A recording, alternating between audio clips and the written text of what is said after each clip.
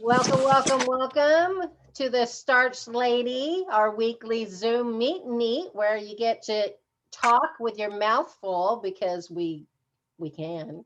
And today is what is today? It's late in the week. It's May. I know that. So It's Wednesday. it's Wednesday. How do I not know what day it is? Oh, I've lost track. Okay, so it's May 19th. So welcome to today's episode. And we're going to be talking about all kinds of things. We start by going around and seeing what we're eating and getting new recipe ideas and stuff, and then we'll jump into a couple of topics I've got stashed over here to the side today. So Samantha, you want to start with what you're prepping there for us? I only just now came to the kitchen, so I'm you have no clue yet? Well, let me see. I know it's going to be potatoes because I have those already. Whether I air fry them or microwave them is that, but they're already sliced in the refrigerator. And then I don't know. I some sort of other thing, maybe some cabbage. Oh, you started with the K and I thought you was going with the C, cactus. Remember I was out at your mom's house? She's got that smooth edible cactus on the side of her house and she gave me a piece of it. I actually brought it home and planted it in the ground and it's growing. So I'm going to have a massive, smooth, edible cactus in my yard. People see cactus and go, ooh, ow. And I'm like going, oh no, food. Yeah, no, I see cactus and I think, tequila. So that's not good. Your old days come out and get you, don't they? Yeah, they do. Okay. Oh, yay. Christy, you got any food there that you're eating today, or you want to tell us what you've been eating that's in the whole food plant-based arena? If you ate anything that was not, don't tell us about it. We don't want to know. Well, I actually already finished. I finished my bowl. I had a whole bunch of quinoa, and on the quinoa, I put this sauce that we make. It's fake mac and cheese because it's not real mac and cheese, right? And it has the red bell pepper and random things that you all mix together to make a sauce. I can't even remember. I made it yesterday for my kids. With the cauliflower? Is that the one you did with the cauliflower or the potatoes and carrots? I don't even remember. I know there's red bell pepper. I think there's some cashews in there. I think there's some, I don't even remember what I put in it. Okay. Called pregnancy brain. Yeah, but it's all a whole bunch of whole food stuff, a healthier version of mac and cheese. It doesn't even taste like mac and cheese, but it's called, healthy mac and cheese. So yeah, I just put that over a whole bunch of quinoa and had some carrots, and that was lunch. Nice. We have been obsessing in the group lately about the newest of our 3 cheeses. We do 3 cheese sauces. One's potatoes, carrots, garlic powder, onion powder, nutritional yeast blended, very savory, great for go over vegetables and stuff because it's so full of starch. The second one is cauliflower, red roasted bell peppers, nutritional yeast, garlic powder, onion powder. And that one is, nice enough and light enough to eat as a soup or put it over top of stuff. It has kind of a nacho-y, cheesy type sauce, flavor to it, kind of like nacho cheese. And then the latest one that we are super excited about, and I've been making it a lot, is you steam a head of cauliflower, throw it in the blender with garlic powder, onion powder, a little nutritional yeast. And I put a cup of tapioca starch, or in the store they call it tapioca flour, and tapioca starch is a little tiny word. And you blend that all up and it's all smooth and creamy, but you're not done yet. Because now you put it on the stovetop in a nonstick pan and you just start stirring it. In about 2 minutes, you have stretchy, pulley, stretchy, melted mozzarella cheese that looks like mozzarella cheese, acts like mozzarella cheese. It bakes on top of a pizza like mozzarella cheese. And it's really, really good. So we've been doing a lot of that with our mac and cheese and putting it on everything from potatoes to just putting it in my face. So that's been fun. But we have a lot of options for that. We don't do a lot of the cashews. There's 3 nuts that I ask my clients to avoid, and one of them is cashews, pistachios, and cashews, pistachios, and is it walnuts? Because of the high mold yield that comes on them, very mold related and bacteria related. So not sure why, but especially pistachios and cashews. But we get that same creamy by adding things like tapioca flour, which is also a whole grain too. I'm going to have to not answer the phone while we're on. Is that, can you hear that in the background? How do I make that stop? Hopefully my assistant will pick up at the office quicker than it annoys us here. But yeah, those are some great cheese sauces and things. One of the things that we've been doing a lot of is air frying. And we were at Walmart, and they had this little tiny air fryer that does baking, roasting, convection, and air frying. It was like $130. And so we swapped out the one we had that didn't do the air frying, because I splurged and I got that big gigundous air frying oven that does everything you can imagine. And it's got a glass top, but definitely looks a lot better doing my cooking shows for YouTube and stuff on something that's pretty like that. And I can do large platters and stuff when I'm cooking a lot. But I threw the very thinly sliced zucchini. I do it on the mandolin. You can see how thin this is. Look how thin this is. It's super tiny. And I just shredded a bunch of them, threw them in the air fryer. And in less than 10 minutes, in fact, they went a little bit too long. I probably could have done it in 6 or 7 minutes. I have these little crispy zucchini chips to play with. I've also got over here, I've got mashed potatoes with some sumac powder.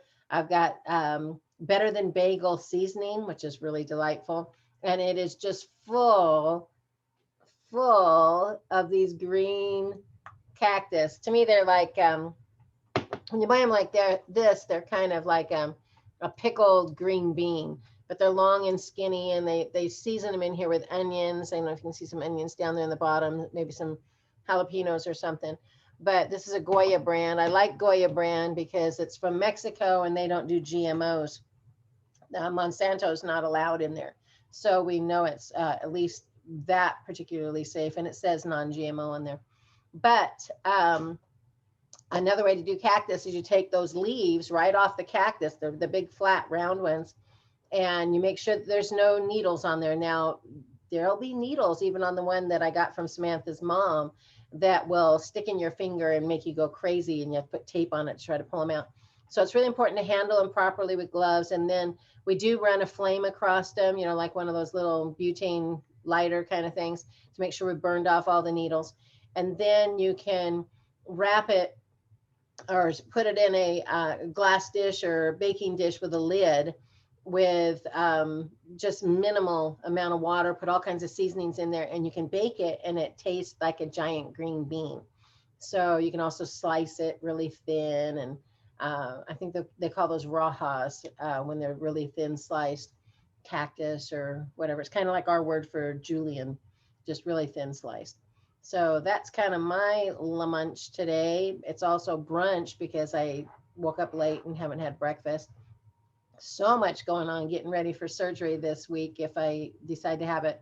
But I'm kind of lean that way because I don't want to be walking with a cane forever. But I tore my meniscus, so it's in bad shape. It's actually multi-directional tear, so they want to go in and clean it up.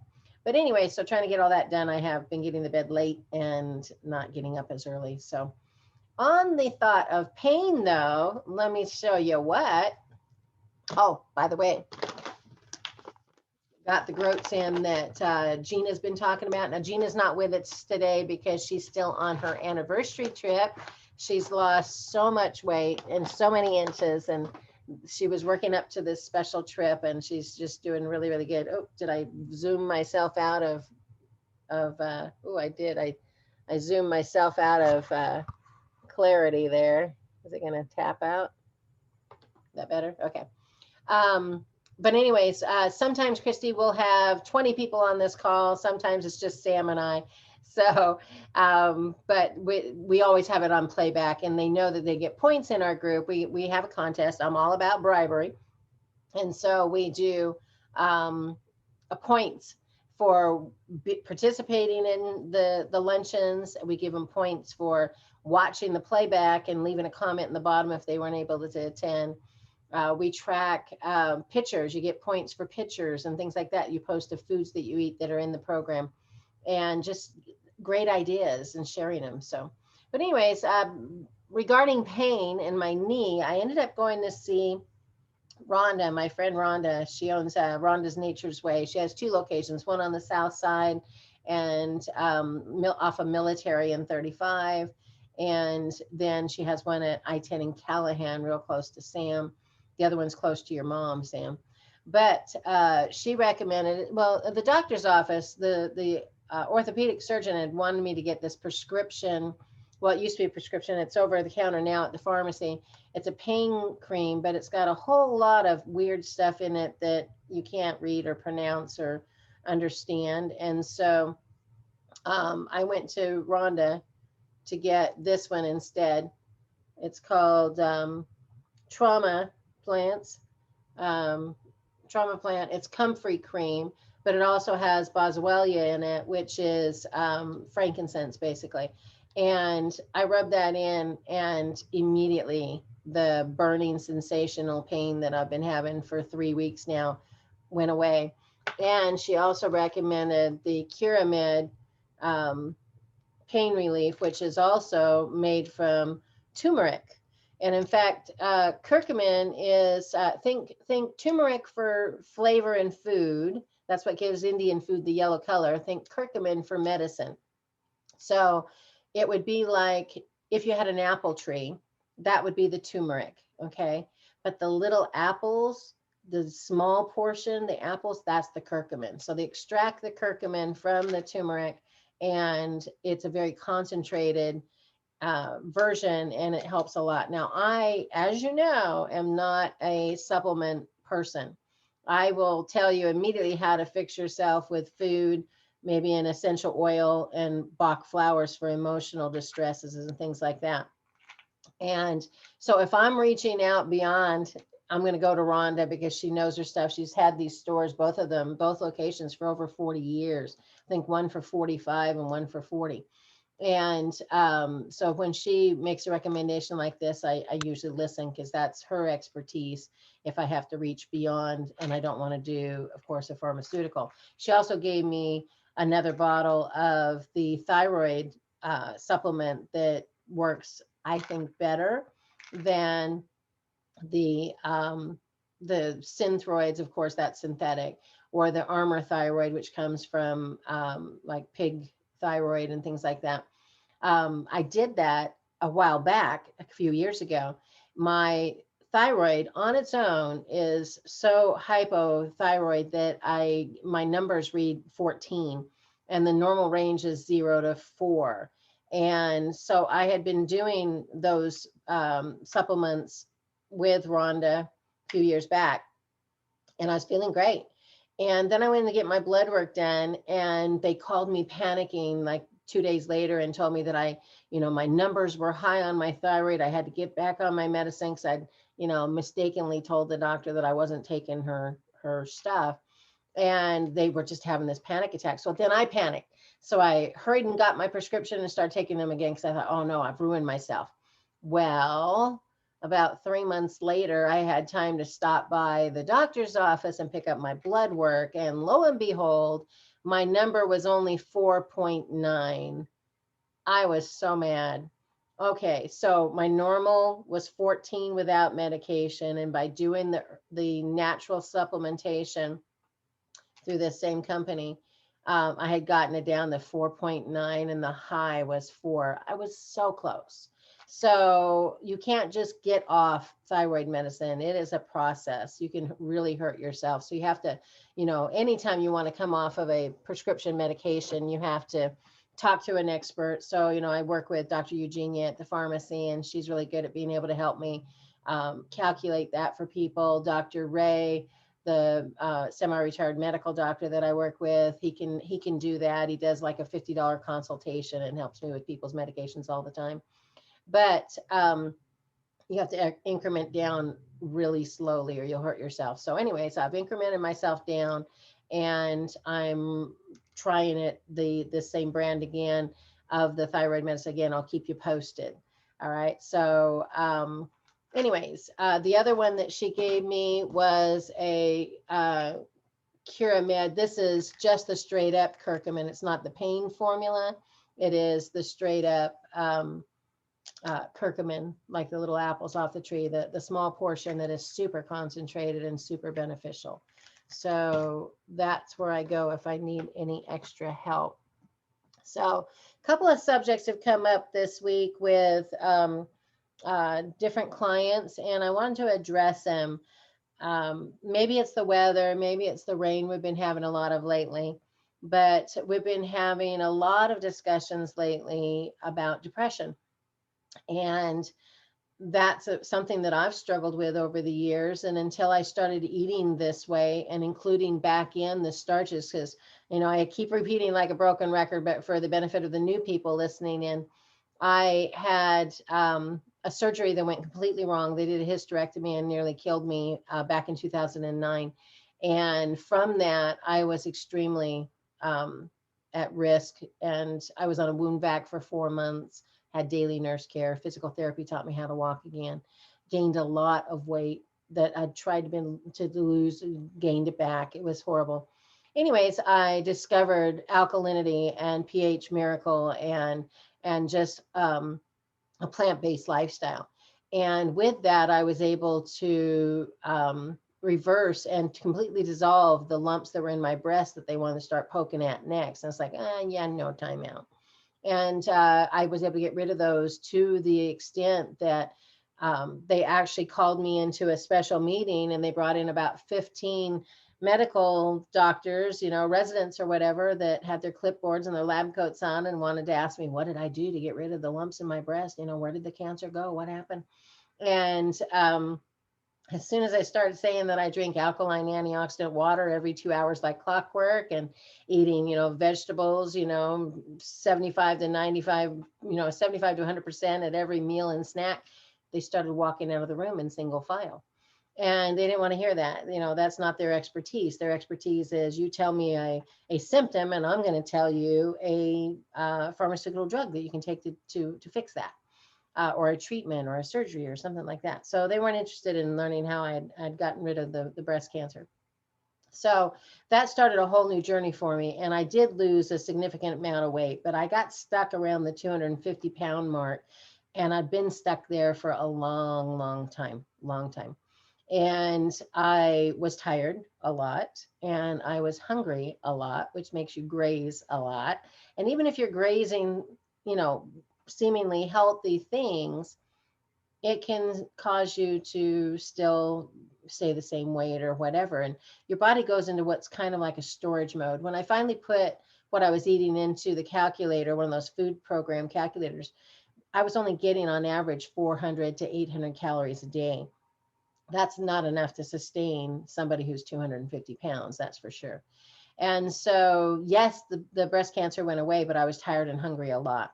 But you just kind of push through that and you have a couple of slip up days here and there or whatever. Anyways, long story short, when last December, I guess, of 2019, I had enough. I was so depressed. I was having more days of depression, not being able to get out of bed, not being able to make phone calls for my business, not being able to go into the clinic. I had no motivation to even get dressed well enough to go into the clinic. And I was having more and more of those days. And I said, something has got to break. I mean, this is really bad. I help people all day long. I've got to be able to help myself. And the depression was getting too much. I mean, I could literally stay in bed till 2 or 3 in the afternoon and get up and get dressed just in enough time that my husband would come home in the evening and think I'd been up all day. Surprise, I had not. So I started doing some research and I came across Dr. McDougall, and he had this little tiny 4-minute video because if, you know, Samantha, you know me, I have a short attention span. So He had these little tiny videos that he does in the maybe 2 and 4 minute blocks that cover any subject. You can go to YouTube and put in McDougall and whatever condition you want, and it's going to pop up one of his videos that'll talk about it in that video.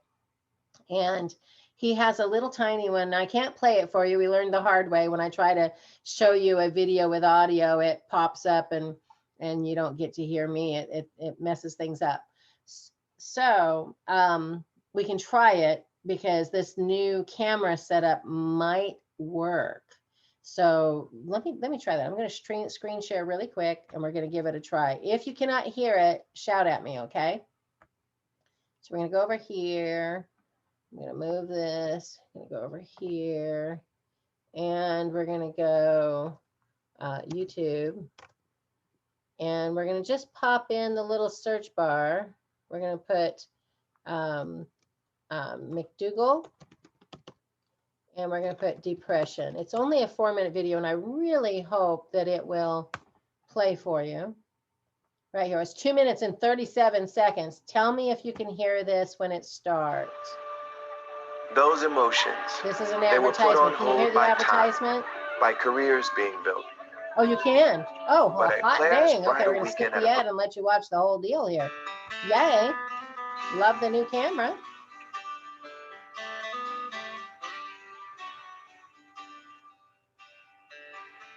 Hello, I'm Dr. John McDougall. Yeah, I appear pretty happy. Well, you know, I'm a very fortunate person, but there have been times when I've been a bit depressed in the past, and I've looked for help and answers. And if you have depression and you look for help and answers, likely you're going to find a pill. Not to say that they aren't of some benefits for some people, but would you rather just kind of do some natural things to fix the problem of depression? This can be done. There are things that you can do that can control your mood tremendously. You've heard, for example, about running, how that produces a runner's high because of the endorphins that are produced in your nervous system. That's a very good way to help with depression.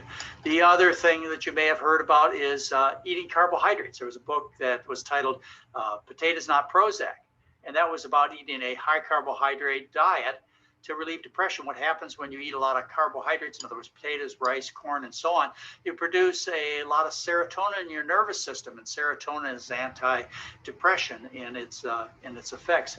There are other things you can do. In fact, the most important thing that I know of that you can do to relieve depression is to control your sleep. Don't get too much sleep. Sleep is depressogenic. I know you've been told it's beauty rest, and the more sleep, the better, and you don't want to get too fatigued and get in an auto accident. Well, there's something as having too much sleep. You can recognize this. Have you noticed that maybe on a Saturday or Sunday when you're off work, you slept in, the whole day went blue? Or do you remember back in your college days when you stayed up all night, you pulled all-nighters and you got manic? You can control your mood tremendously just by controlling the amount of sleep you get. What do I recommend? Well, I think 6-7 hours is about right for most adults. You can get less. That'll, of course, make you a little bit more manic. If you get more, you'll get a little bit more depressed. And then there's sunshine. Yes, sunshine. You know, the seasonal affective disorder, if you get more sunshine, you relieve depression. So here you have all these tools. Let's put them together. What you do is you set your alarm clock, so you only get maybe 6 hours of sleep at night. You go to bed early so that you wake up early, so you take advantage of that sunshine. You go for a walk in the sunshine, you come back and you have potatoes for breakfast. And then, after doing this for a little while, you look in the mirror, and what looks back at you is this very attractive, trim, healthy, energetic person. And wow, does that take care of depression? I'm Dr. John McDougall. All righty. Well, that worked. Let's see if I can cancel. So it doesn't start talking. All right. Stop share. Okay. You got sound. You heard it. That's awesome. So let's talk about a couple of things that he talked about there. What have they always called forever starch foods? Think mac and cheese. Think potato casserole.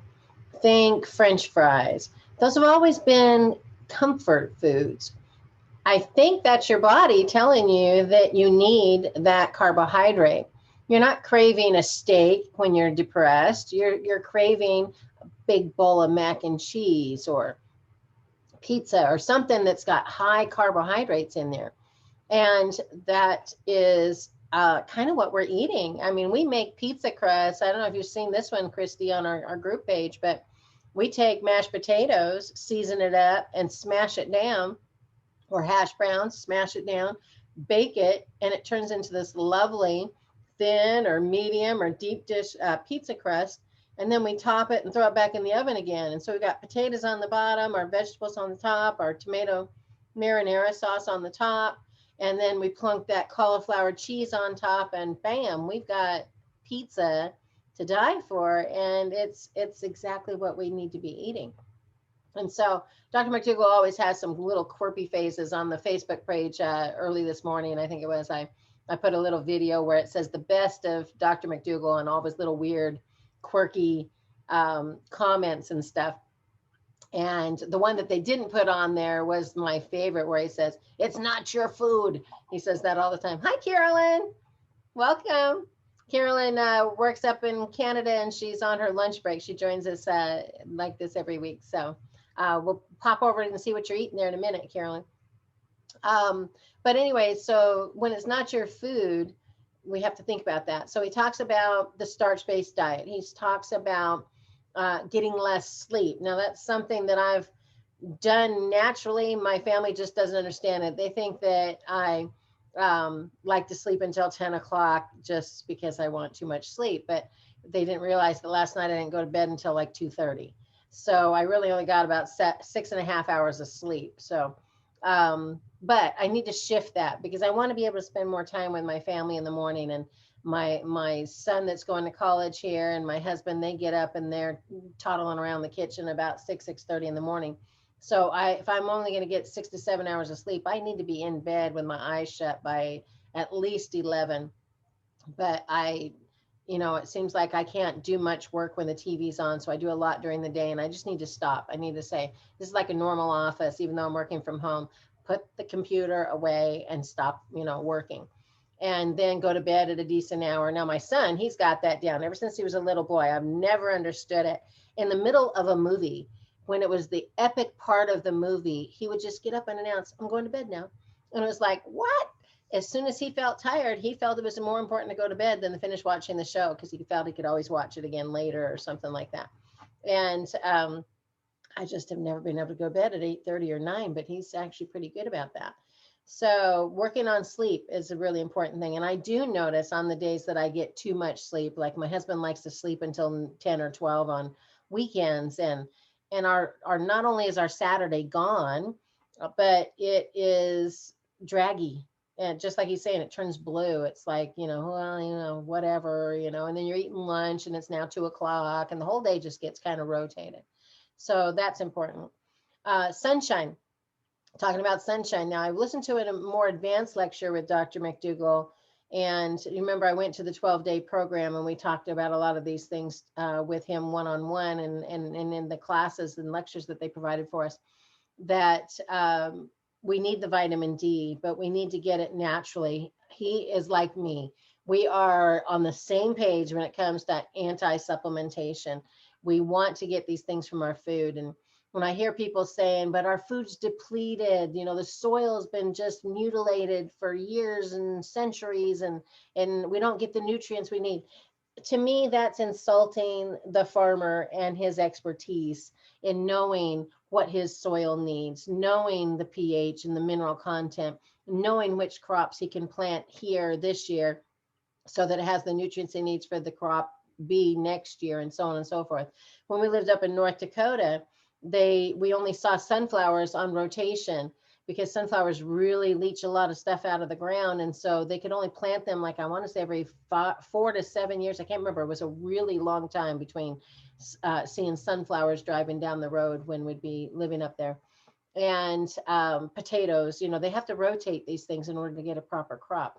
But give the science credit to the farmer for doing what he does best, and then you do what you do best, and I'll do what I do best, and we'll all work together harmoniously. So in general, what Dr. McDougall says is you really only need about 10 minutes of actual full exposure to the sun on a daily basis. So he's talking hands and arms, and full face, no sunglasses, no hat. And so he suggests, most people these days live in communities where they have to walk to get their mail out of the mailbox down on the corner. So just take a little stroll and have it last about 10 minutes, or get your mail and, take a walk around the block or something, but get that 10 minutes of exposure so that you can get that amount of vitamin D that your body needs for your body size, by the way. When you take a supplement, like these pills here, even, it'll tell you that a serving size is one soft gel, and there's 120 in this container, and it only has 10 calories. And out of that, it's got 0.5 grams of fat, carbohydrates 1. And then it's got all these other listings of, proprietary blends and things like that. But it's saying that you only need one of these a day. Well, what if I'm, Beth, and I'm only 108 pounds? What if I'm me, and now that I've lost 42 pounds, and, I'm sitting here at,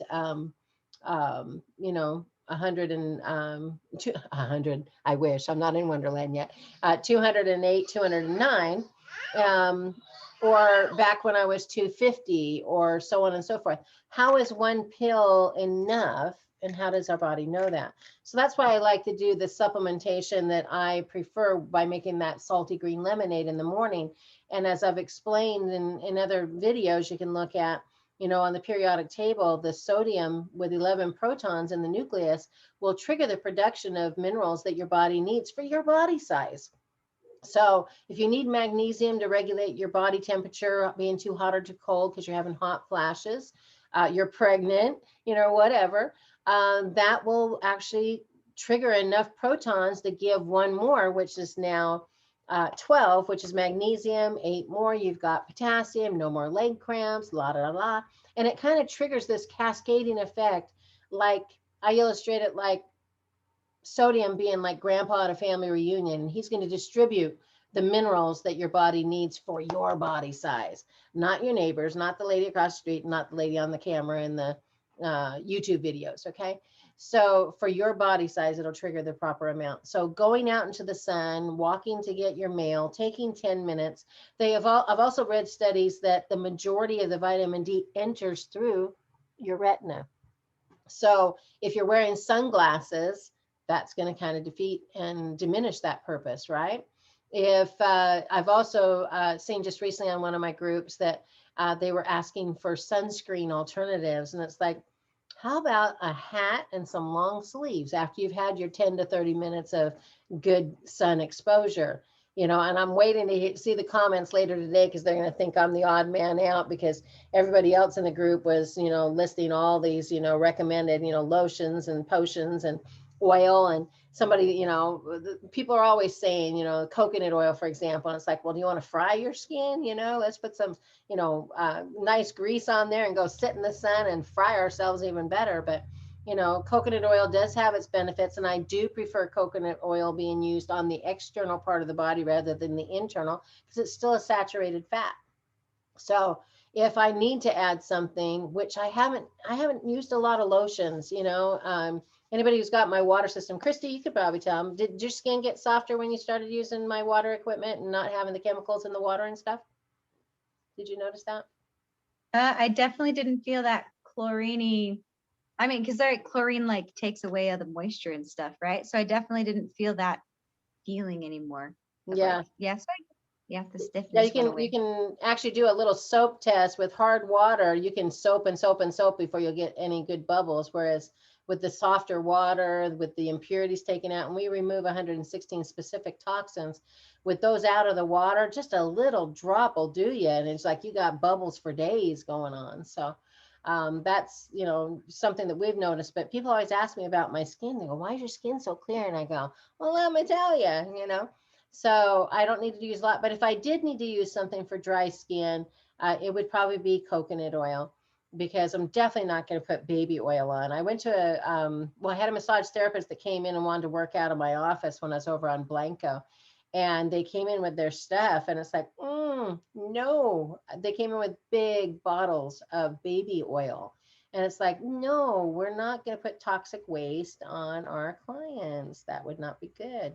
So I had to teach him a little bit. And I don't know where he got the idea that baby oil was a good thing to put on any human being, let alone a baby. It's kind of like the guy who makes our soap. And he used to be one of the lead scientists for Procter and Gamble. And he said he couldn't sleep at night because they, were having him formulate the baby shampoo with no tears, so that they could market it for children. And he says it would burn their eyes out. They just don't feel it because they had to add a neuroinhibitor that tells the brain that your eyes aren't burning, surprise, they really were. And so all of that marketing stuff is just scary. So it's so important to make sure there's no toxins in the water. So if you are washing a baby's eyes, that it's getting pure water and not herbicides and pesticides in their eyes and anything else that's lurking, metals and things that are lurking in the water itself. So okay, wait, what's wrong with baby oil? Baby oil, read the ingredients. It'll scare you the bejeebies out of you. It's just full of chemicals that are not natural and so much cheaper. You can buy a giant jar of coconut oil and use a little tiny amount and it'll go a long ways, and it's actually beneficial. Now, absorbing it into your skin, yes, you're still going to get that saturated fat into your body at the dermis level, and it could get further. Anything you put on your skin is getting into your blood. There's just no way around it. It's going to get into you. So you have to be really picky with it. So yeah, rare occasions, but anytime you can read a label and it's got more scientific terms than things that you could look at and go, oh, like if you're at, I was at Sprouts or where was that? Natural Grocers just recently, and they have, oh, I can get it. It's over here. It's Buddha butter. And it has ingredients that you can actually go, oh, I can make this at home. Let me go get it for you. I'm actually walking pretty good today. I'm thinking, why do I have to have this surgery? So it's a little bit stiff, but I don't have to use my cane as much. Let me grab that.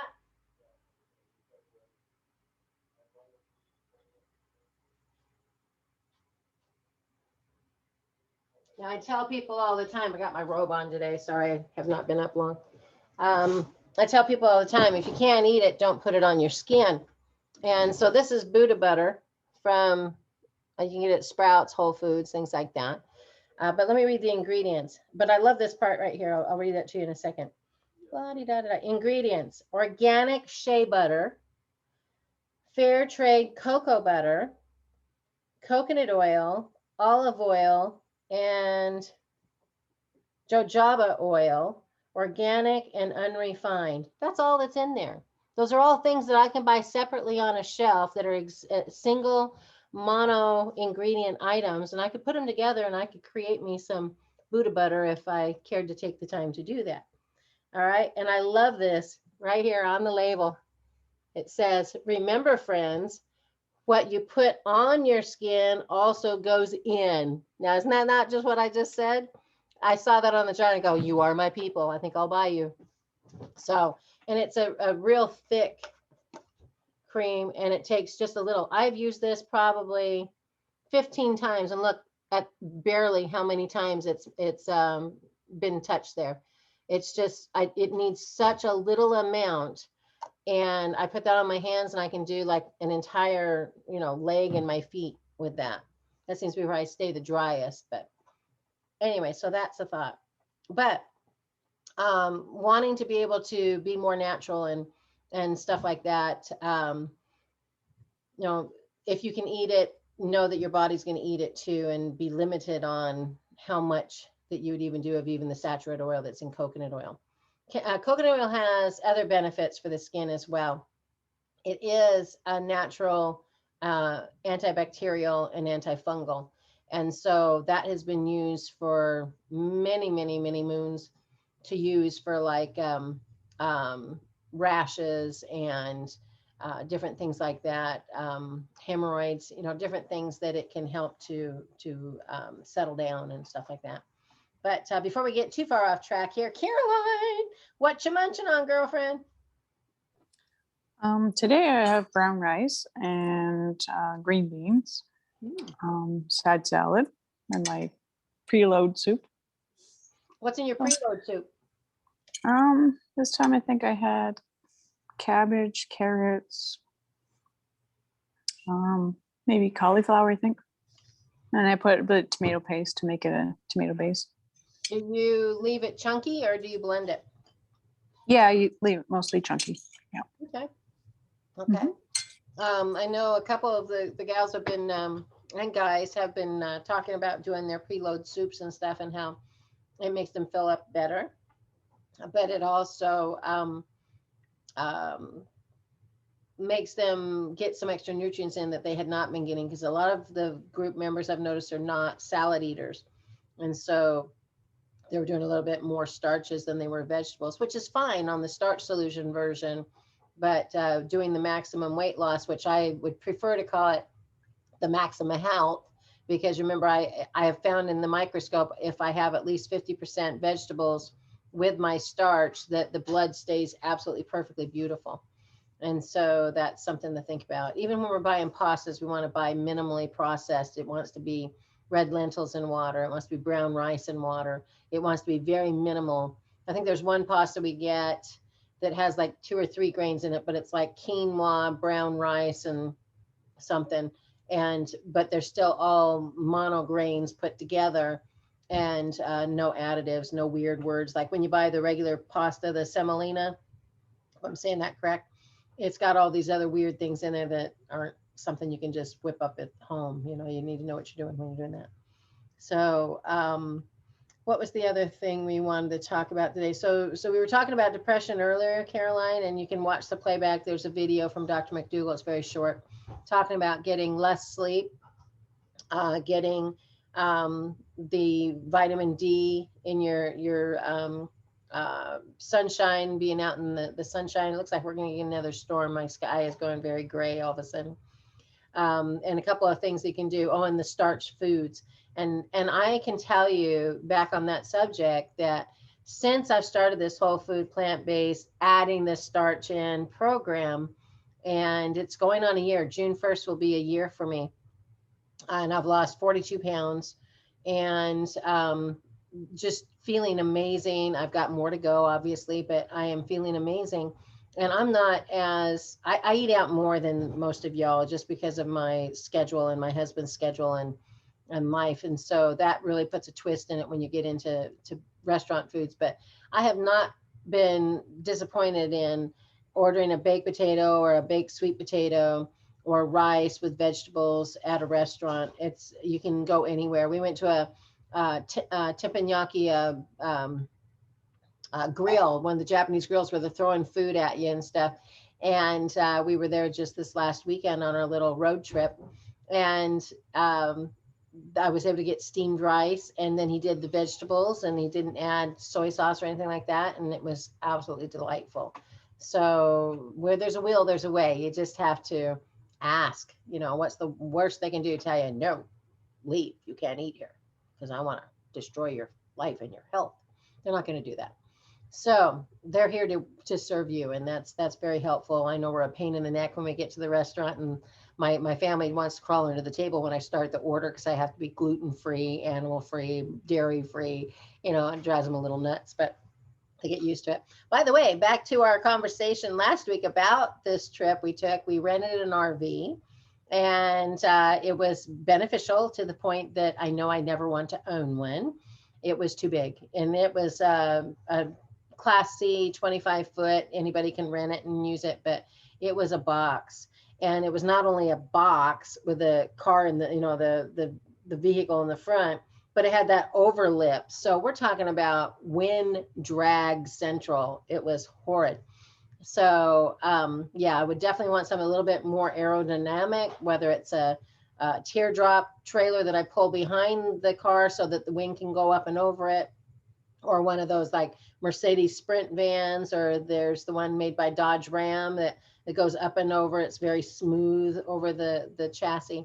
But I definitely do not want one of those big boxes that takes up all but a quarter inch on the lane. You can see barely the lines if you keep it straight in the middle of the lane.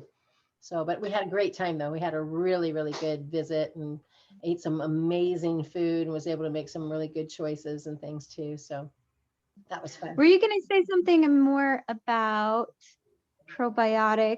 Oh, I mean, yes, you said yes. you already said you're not a prenatal person, and about bacteria Sure, issues. sure. So one of the things that we, this has come up a lot with clients lately, and again, I'm not sure what the difference is for why all of a sudden I'm getting more and more inquiries and office visits about bacteria, fungal infections type thing. And a lot of the recommendations, including from my friend that I was telling you about earlier, is they have a belief in the enzymes, the supplemental enzymes, prebiotics and probiotics. And those particular things are something that I tell my clients to avoid like the plague. And I can best explain it because of what I do with the microscopic blood. I'll pull up people's blood and I can show you some here if you'd like, where there is so much activity in the blood. Let me show you real quick. Let me show you what that looks like. When somebody is taking probiotics or prebiotics or enzymes, I can actually see it in their blood. Let me move this over to the other side. Where's my blood types here? Or maybe it's up here. Hold on a second. I might have one just on the desktop.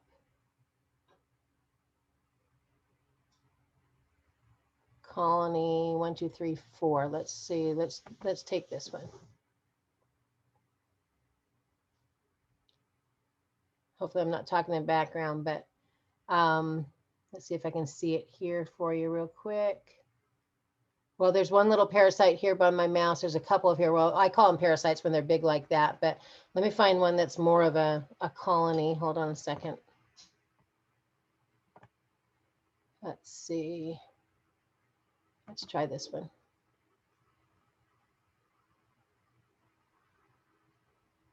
It's really hard to see on this particular video, but there's a lot of activity here. There's a ton of activity here. Can you see that motion in the background? It looks like little tiny fleas jumping around. Can you see that? It's really hard to see. You can see some movement floating to the top here, but there's probably about 30 of these little tiny pinpoint little creatures jumping around here in the background. Over here also, I mean, it's just all over the place. When I see this much activity in the background, I say, are you doing prebiotics, probiotics, or enzymes? And they're going, yes, how do you know? I go, because you've let them loose into your bloodstream, which means they're going through your heart, your brain, your lungs, and every other piece and part of your body that don't need that kind of overload. Let's see here. So then what would your opinion be on, like, for women with, right, I'm pregnant. So for women who have like bacterial vaginosis or are GBS positive, there is some people say to put probiotics up the vagina, Oh, please right? don't. To Please. repopulate it. Please don't. Please don't. Please don't. Yes, don't do that. Anytime you put anything in your vagina, you might as well have stuck it underneath your tongue as well, because we're soft tissue. We're not men. We don't have a closed system. We have an open system. So anytime you introduce anything from a bathtub or a other means or whatever into the vagina, you just might as well just say, hey, come on in, live inside my blood, because it is so soft tissue. It's going to absorb whatever's there. So not a fan. Now, water and rinsing properly, things like that, good hygiene there. I like the bidets. Oh my gosh, it was the best $12 we ever spent on Amazon when we got this little bidet with a 6-foot hose that you can spray yourself down and then pat yourself dry without even have to use a lot of chemical dyed or bleach, toilet papers and things like that. But the bacteria that we were born with is kind of like, and I think I used this as one of the illustrations for you this morning, is it's kind of like as women, as a brand new born baby, in fact, in utero, by God's design, we have all of the eggs we're ever going to hatch. All right. If we don't get pregnant, our body, wraps it up in its little lining of the uterus and discharges it as a period. And so we either have periods or babies until all those eggs are gone. When the ovaries drop their last egg, you are completely full-blown menopause and no more babies are coming because the eggs are gone. But we got every single one of those eggs were issued to us before we were born as women. So knowing that and thinking about that, also in our divine design, our gut bacteria was in our gut. Okay, it's in our colon. And the way it works is I tell people, first and foremost, chew better. And they're like going, what? No, I need to take this. No, you need to chew better. By starting to chew, and if you were to do it right now and start chewing, you would start to get saliva in your mouth. And that saliva in your mouth tells your brain, oh, food's coming. Brain tells your gut, start having a party down there, start multiplying. And I always picture it like yeast when you're making homemade bread. You got the warm water, you got the yeast packet sprinkled on top, but then you get sidetracked when the buzzer goes off on the laundry, or you got to pick up somebody from school or whatever. And you come back hours later, the water's cold and the yeast is still just laying there on top. But you don't want to waste that little packet of yeast. So you still try and you take a little bit of sugar, a little bit of honey or something, and you add it to that bowl, and immediately that yeast starts feeding on that sugar and starts multiplying. And now you can go ahead and finish making your bread recipe. So you got to think of it the same way. So here's all this bacteria that's sitting there in your gut, left over from yesterday. It's still sitting there doing its thing. And as soon as you chew, the saliva tells the brain tells the gut, and they go, and they start making that big, huge colony to be able to receive and break down the food and function like a normal body. The theory, and I'm going to go to the word theory in science, their guess, a theory is another word for flat out, I guess it might be doing this, is that they feel like your gut bacteria diminishes because of, and they want to blame it on their diet or whatever. Well, these are words, probiotic, prebiotic, and enzymes are words you never even heard 15 years ago. They weren't even on the marketplace. At least 20 years ago, you didn't hear about any of that. And so when somebody thinks of it's a good idea, that the gut has this bacteria, let's figure out how to make money off of that. And they start trying to reproduce that in capsule form. You will pick up bottles, whether it's a bottle like this, or you'll pick up a kombucha or a kefir that's in the cold section in the cool case at the refrigerator. And you'll see it has 7 billion, it'll have 15 billion, it'll have 50 billion live cultured bacteria per serving. Okay, that just makes me want to puke, because now you've just introduced billions of these little creatures into your mouth. It's going to absorb under your tongue, into your throat, your esophagus. It's going to get into your stomach. It's going to go through the whole digestive process, which means it's going to go through your pancreas and your liver and your kidneys, and it's going to get into the crypts of the small intestines, which is where the body takes the nutrients in to help make the blood. It goes up to the vena cava, it goes mixes with the bone marrow, and you've got blood. And that blood lasts for 120 days. And in that time, it's either carrying oxygen as its job, or it's turning itself into tissue and organs for its job. Now, you've got all of these billions of bacteria, and most people don't just take one pill. They don't just drink one kombucha. I have clients that have substituted their soda habit for kombucha. And when they come in to see their blood thinking, they came and saw me the first time, they got the vision, no coffee, no soda. And without, checking, they switched over to kombucha or kefir. They come back to do their blood, and their blood has great, beautiful individual blood cells, but the plasma is just covered with this massive hundreds, thousands of little movements going on, because they've been consuming all this extra bacteria. Now, where does that blood go? Well, it circulates from head to toe through every vein, artery, vein, and capillary that you own once every 3 minutes. That's a lot of movement, and it's carrying that bacteria with it. I don't want bacteria in my eyeballs. I don't want bacteria in my brain, pray tell, or my heart. I want it to stay below my belly button, in my gut, where God put it. Just like He put the ovaries in the with the eggs in the ovaries. And so I was using the example this morning that taking a capsule in the mouth orally to try to work its way through your whole body system to get to your gut to help break down food that we didn't chew to liquid to begin with, and we want easier, eliminations or something like that, is about as equal to saying, let's have somebody extract human embryo eggs from the uterus, from the ovaries, and let's have women swallow those so they can get pregnant, hoping that that egg makes it from their stomach all the way through to their digestive system, all the way down to where the sperm can actually get to it, and boom, they can have a baby. What are the likelihood chances? I use it also for talking about platelets.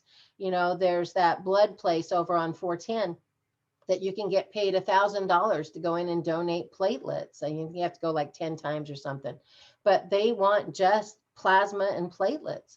And they are using platelets in an emergency setting for people that come in with excessive bleeding, because in science, the theory is that the platelets help to coagulate and clot and stop the excessive bleeding.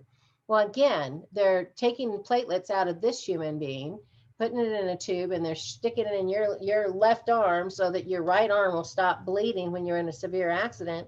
And they're expecting the platelets to travel from this vein they just inserted them in throughout your whole body, get to the open wound over here, and suddenly stop there. Like, okay, might be like a broken bridge and it has nowhere else to go. But, how many of them are actually going to make it to that problem area that's bleeding versus continuing on and getting into all these other things? Somebody else is donating platelets. Whereas I can show you, and I wish I had the actual video. I only have still photos of it now, but you can actually see, if we had more time, tell me if you want me to pull it up, I will. But I can actually show you where red blood cells are spewing platelets. It's in my science world and in my education, the platelets are the urine and feces of the red blood cells. And I actually had on video, and I just make myself sick, I had everything stored on a terabyte. I thought they were indestructible. And I lost like 7 years of data because they are indestructible, and I can't retrieve it. But on that first terabyte that I stored my first 7 years of research on, I actually have a video where it shows those platelets popping out of the red blood cells, and a white blood cell came up right behind it and gobbled them up like Pac-Man. So I trust my immune system. I trust the white blood cells. If the white blood cells are saying that the platelets don't belong, I don't think they need to be extracted and stuck in my arm if I'm having a surgical issue as well, or a bleeding issue. And people don't give their body enough credit. In that same amount of time that you could give them the shot of the platelets and hope that a few of them stick over here and stop the bleeding from over here, the reason why this stops bleeding is because it's your own body's ability to stop that. That's how we're designed. We're not designed to bleed to death. Sometimes there's intervention that's required, but let the body handle and do its thing the way it's supposed to. And don't. Can I ask something else, a follow-up thing? Sure. So with because I think a lot of people get into the probiotic world, at least this is why I did, because of the antibiotics that the doctors, right? Like when I had my first couple children, a couple of them were doctor's mistakes, and they're like, oh, well, now you need to take antibiotics. I'm like, what? And then because the antibiotics, they're like, now you need to take probiotics to fill up from the antibiotics, because the antibiotics just destroyed your system, And so I now understand that I want to run away from antibiotics unless I'm dying. But then, like, for people who have antibiotics, then what is a good way to then build up your body, because you just destroyed all of the good stuff, I hear you. That is a matter of patience, time. Your body takes time to heal. Kind of like this issue with my knee. I'm in my 4th week of pain, and it's actually feeling better than it's felt this whole time. And I'm still thinking that I need to have the surgery to correct the flappies that are floating around in there that are going to cause more problems. Let them drain that cyst that is causing pain. I'm getting more pain from the cyst than I think I am the tear. But you have to give your body credit for the way it was designed. Give it time to heal. There is not one boo-boo on your body that does not eventually play out over time and heal itself. And I think of I've had 7 children and a hysterectomy, and I've had 6 C-sections. I got scars from stem to stern down there.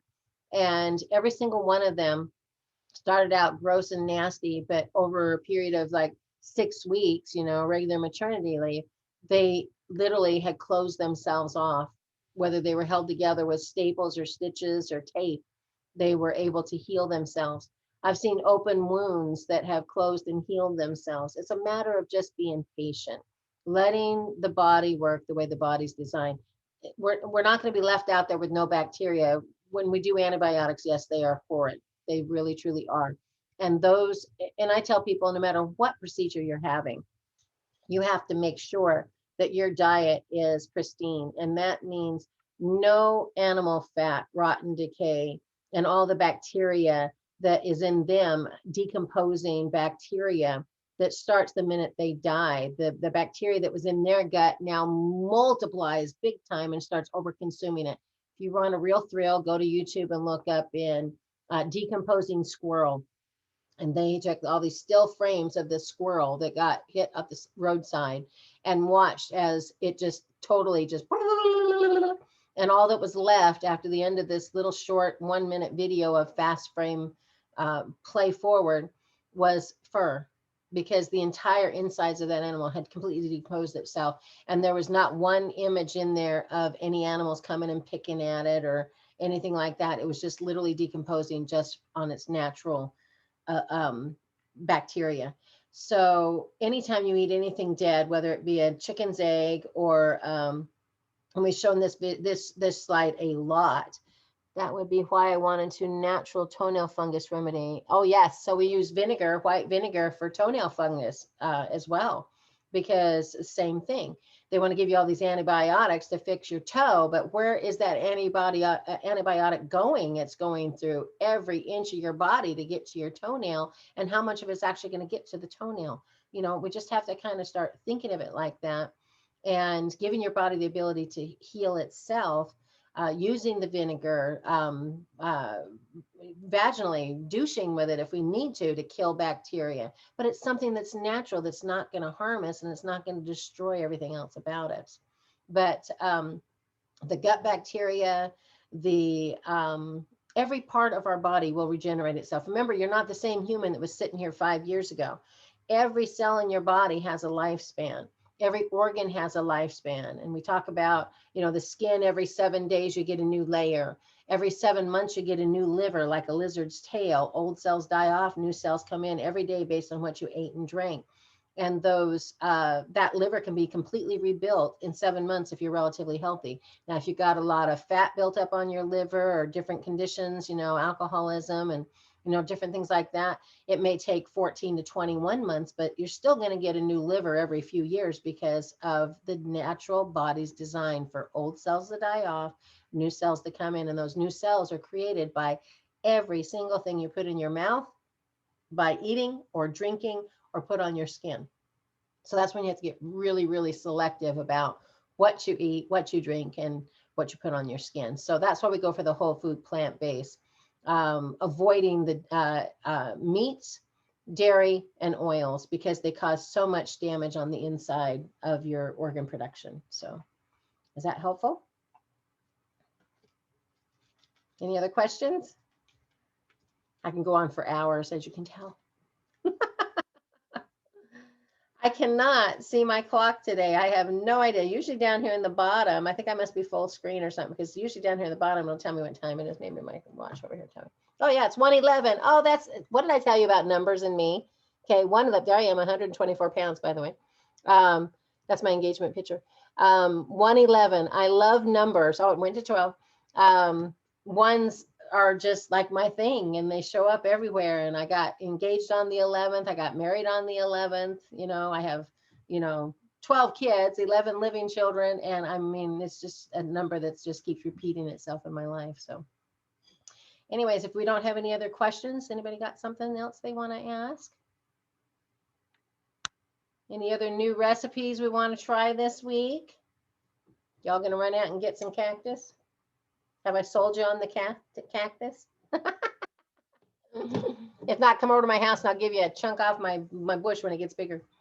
So, all right, guys. Well, if there's no other questions, we're going to wrap it up, and you can always watch the playback of this. And if you have any questions, always put them on Facebook, because there's over 300 and some odd, over 350 of us in there right now that are more than anxious to give you some feedback and examples of how their bodies have responded. And like I said, I like to call this the maximum health program, because it's not all about the weight loss. It's about, getting our bodies in health. And if we had a few pounds to lose, that's the bonus. So I'm really excited about that. So how's the vinegar working for you, Caroline? Has that helped?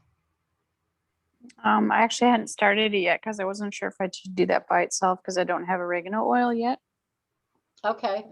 Yeah, but I might do that if that's gonna make a go ahead and difference. start with the vinegar, and then let me get Max, if he hasn't sent it out already, I'll find out and get that shipped up for you. Okay. Okay.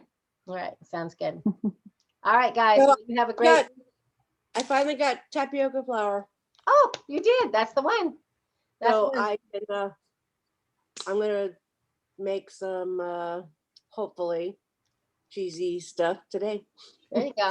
Yeah, the one head for me, it was 1 cup of the tapioca starch with the other seasonings in there, and it's very smooth in your blender, and it looks like you could actually use it like that, but trust me, you really want to put it back on the heat and stir it and make it thicken up, because that's the heat is what makes the tapioca starch thicken it up, and that's when it starts getting stretchy and snappy and gooey, and even cold it's still stretchy and gooey. It doesn't like get solid like a rock the next day. It's still able to be, added and reheated or something. Okay. Mine would have been that much better if I didn't accidentally buy vanilla flavored unsweetened almond milk. Oh, maybe that's why your daughter didn't like it. Yeah. Maybe not so much. I would actually try it with vegetable broth before that. So maybe we can try that for the next time. All right, guys. Well, you have a great week, and we'll talk to you later. Take care. Bye. Have a starchy Bye-bye. week. Always.